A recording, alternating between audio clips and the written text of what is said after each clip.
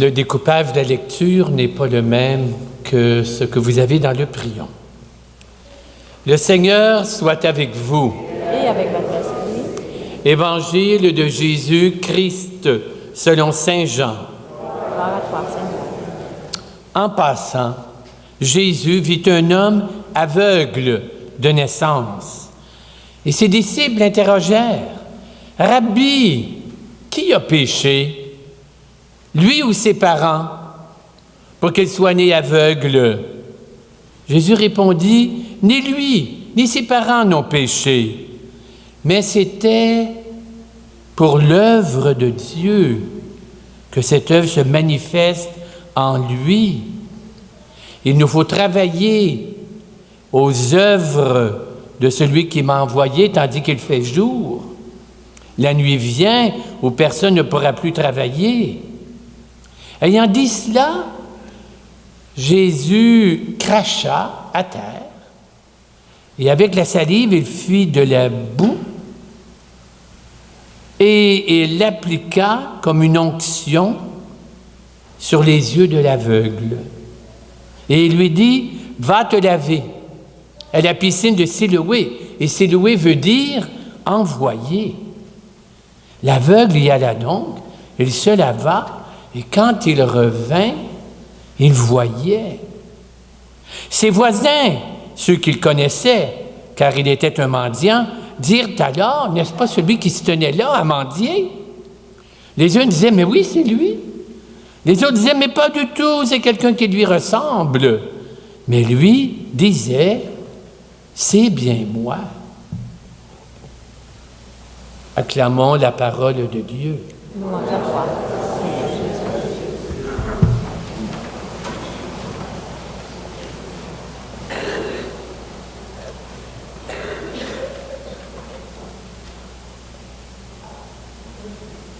Alors, mes amis, on est comme tout de suite confrontés. Il y a une grosse question, hein?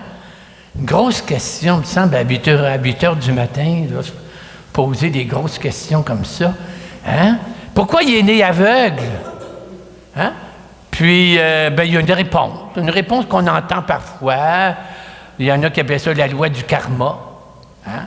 Si tu as fait le mal, à un moment donné, ça va te revenir d'en face. C'est comme comment on appelle ça, là, en Australie, là, qui envoie, là, puis ça revient. Un boomerang. C'est comme un boomerang. Si tu fais le bien, mais c'est pareil. Hein? Quoique des fois, ça ne marche pas toujours. Ah, OK. Et Jésus, il dit non, il n'embarque pas là-dedans du tout. Et c'est drôle la manière que Jésus parle. Il nous renvoie, il dit l'œuvre. Il faut faire l'œuvre, le travail, en grec, l'organe, c'est l'œuvre, le travail. Et là il n'est pas pour rien qu'il dit ça, là. Il nous renvoie au premier travail de Dieu. Bon, pensez un petit peu, là, dans la Bible. Ben oui, heureusement que tu es là. Peux-tu venir aux autres messes? Tu as toujours des bonnes réponses. Ben oui, c'est là, la création, c'est l'œuvre de Dieu. Or, ce qui est intéressant, quand on ouvre la Genèse, au moment de la création, c'était pas beau. C'est marqué dans la Bible qu'il y avait le chaos. Le tohu bohu en hébreu. C'est le chaos. C'est comme les rues de Montréal au printemps avec des nids de poules. C'est le chaos. C'est le chaos. Et c'est la noirceur. Il y a les ténèbres. Et donc, Dieu est confronté et remarqué dans la Bible, hein, Dieu n'explique pas. Alors, il ne dit pas, je vais vous dire pourquoi il y a le chaos ou pourquoi il y a des ténèbres. Non. Dieu n'explique pas, il s'attaque au chaos. Il s'attaque à la noirceur.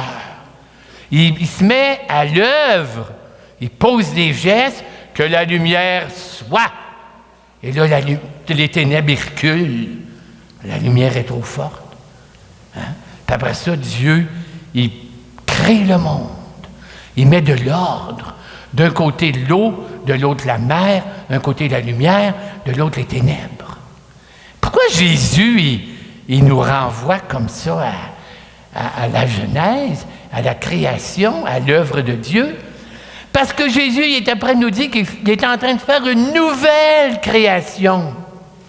Quelque chose de complètement nouveau arrive en lui, qui va transformer notre monde. Et quand il guérit l'aveugle, c'est un signe d'une transformation qui commence, et une transformation que nous avons vécue. Parce que là, il envoie des petits signaux. Hein? C'est un petit fin finot aux gens. Il envoie des petits touc, touc, touc. Tu sais? Puis si tu n'éboues pas, là, tu ne catches pas. Il y a un premier signe, c'est que premièrement, dans le grec, en français, on le perd un peu, quand on dit qu'il fait de la boue. OK? Il fait de la boue. Puis dans le grec, il y avait le verbe christène. Ça ne veut pas dire appliquer, c'est oindre. Une onction. Pourquoi il parle d'une onction? Parce qu'il dit qu'il l'envoie dans une piscine. Pourquoi une piscine? Alors pensez-y, là, forcez-vous, là, je sais qu'il y a de bonheur, là, mais onction, d'eau, on descend dans l'eau. Ça vous fait penser à quelque chose, là? Oui, vous êtes réveillés à matin. Hey! Le baptême, pourquoi? Parce que par le baptême, je suis une nouvelle création. Ça paraît, hein? Oui, je me suis peigné, là. Hein? Par le baptême, on est une nouvelle création. On est happé dans la nouvelle création de Dieu. Dieu est à l'œuvre dans ma vie et ça nous change. Tu sais? Et c'est pour ça qu'il y a une question. Quand l'aveugle revient dans son milieu, les gens disent, est-ce bien lui? Voyons donc, ça se peut pas. Il est aveugle, depuis qu'il est au monde, il est aveugle. Là, on le voit bien, il se promène, c'est pas lui. Mais oui, c'est lui. Mais il a été transformé. Hein? Un peu comme des personnes qui rencontrent Jésus, puis elles sont transformées. Hein? Je vous ai déjà parlé, le rabbin juif, je voulais vérifier, je n'ai pas eu le temps de vérifier son nom, là. Vous le savez peut-être, il a écrit un beau livre, qui a rencontré Jésus-Christ et qui est devenu chrétien. Et il avait demandé à ses enfants, trouvez-vous que je suis correct avec vous autres là, depuis que je suis chrétien? Ils ont dit, papa, tu es transformé, tu es patient, tu es doux, tu souris, tu n'es pas stressé, on ne te reconnaît plus. Est-ce bien toi? Est-ce bien lui? On est transformé. Okay? Là, ça continue. Bien là, pour continuer, je reprends. Hey! Bon, oui, mais. Ici. OK. Je reprends la lecture. C'est pour ça qu'on a coupé la lecture différemment. Bon.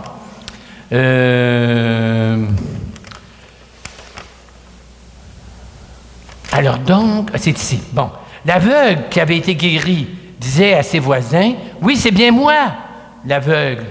Et maintenant, je vois clair. » Et les voisins lui disent, « Bien, comment tes yeux se sont ouverts? » Il répond, « L'homme qu'on appelle Jésus a fait de la boue. Il a fait une onction sur mes yeux avec la boue. Il me dit d'aller à la piscine. Lave-toi. J'y suis allé, je me suis lavé et je vois. » Mais il lui demande, « Et lui, où est-il? » Et l'aveugle répond, « Je ne sais pas. » Tu parles d'une réponse. Tu sais? Ça m'a frappé parce que des fois dans notre vie, on ne sait pas. Puis il faut accepter qu'on ne sait pas. C'est le papa qui dit mon petit-fils de 4 ans, il est atteint de leucémie. Où est Jésus? Hein? C'est ma prochaine question. J'ai oublié de changer mon image. Hein? Où est-il? Hein?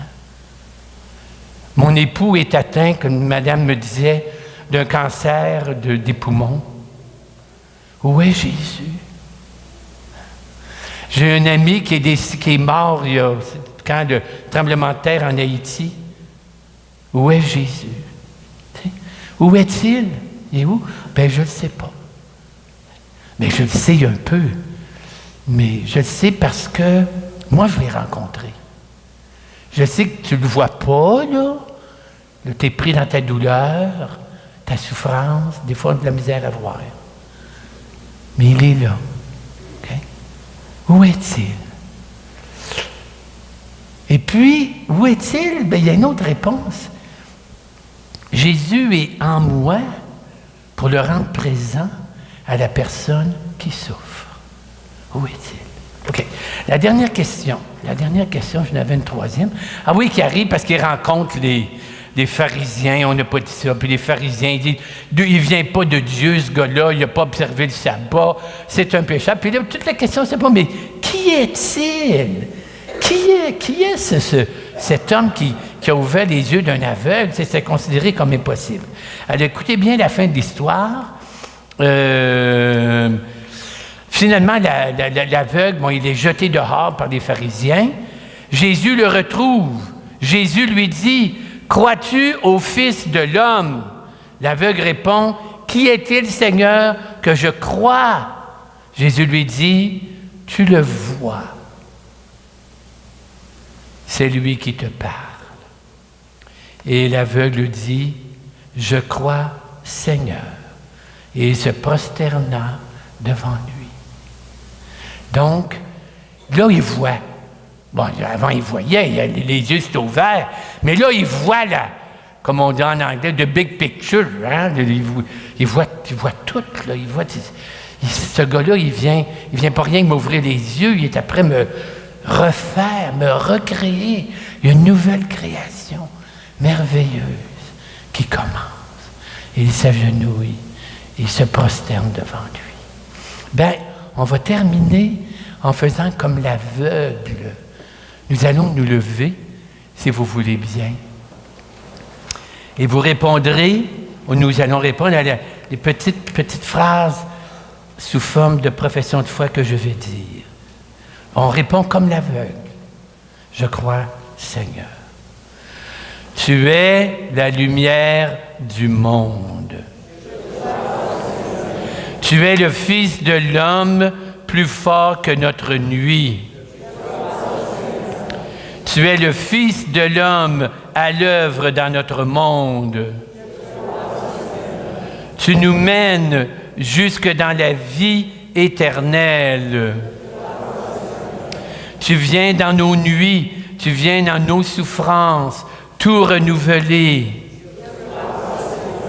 Me voici devant toi, je t'offre mes nuits, je t'offre mes questions, car tu es lumière. Me voici devant toi, avec ma fragilité de créature, car tu nous apportes la vie éternelle. Tu es le Messie et tu es le Fils de l'homme venu de Dieu Tout-Puissant. Amen.